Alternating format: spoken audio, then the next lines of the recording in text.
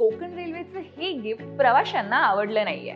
गणेशोत्सव जवळ येतोय. मुंबईहून कोकणाला जाणारे रस्ते तसेही पावसाळ्यात जाम असतात आणि त्यावरच उपाय म्हणून कोकण रेल्वे रायगडातल्या कोलाड ते गोव्यातल्या वेर्णा दरम्यान रोरो कार फेरी सेवा सुरू करणार आहे. पण ही सेवा गणेशोत्सवात कोकणात जाणाऱ्या प्रवाशांसाठी डोकेदुखी ठरते. का? कारण यामुळे प्रवासी गाड्यांवर परिणाम होणार आहे आणि त्याचा खर्चही जास्त आहे. 23 ऑगस्ट ते 12 सप्टेंबर 2025 दरम्यान ही सेवा सुरू होणार आहे आणि या मिनी रोरो ट्रेन मध्ये 40 कार लोड करता येतील. इथे पहिला प्रॉब्लेम आहे पैसे. या रोरो सेवेमध्ये एका गाडीसाठी 7,875 रुपये आणि प्रवाशांचं स्वतंत्र भाडं आकारलं जाणार, जे सगळ्यांना परवडण्यासारखं नाहीये.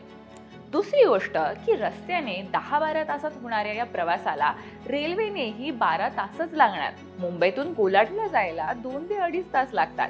शिवाय गाडी चढवायला आधी 3 तास पोहोचावं लागणार आहे. म्हणजे 5 तासांनंतर कुठे हा प्रवास सुरू होईल.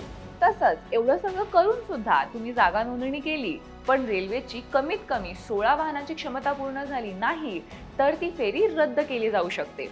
या नंतरचा नाहक त्रास पुन्हा प्रवाशांना सहन करावा लागणार. आणखीन एक गोष्ट, ही सेवा डायरेक्ट कोलाड ते वेर्णा आहे. रायगड, रत्नागिरी, सिंधुदुर्गात गाड्या लोड अनलोड होणार नाहीत. तसंही गणेशोत्सवात कोकण रेल्वे मार्ग आधीच व्यस्त असतो. या रोरो सेवेसाठी लोको पायलट, ट्रेन व्यवस्थापक आणि रेल्वे मार्ग वापरला जाणार. त्याचा उपयोग प्रवासी गाड्यांसाठी होऊ शकला असता. मग या रोरोपेक्षा अधिकच्या प्रवासी विशेष रेल्वे गाड्या चालवाव्यात, जेणेकरून सामान्य नागरिकांना त्याचा थेट लाभ होईल, अशी चर्चा आहे. काय वाटतं? रोगापेक्षा औषध जालीम असं तर नाही होणार ना या उपायाचं?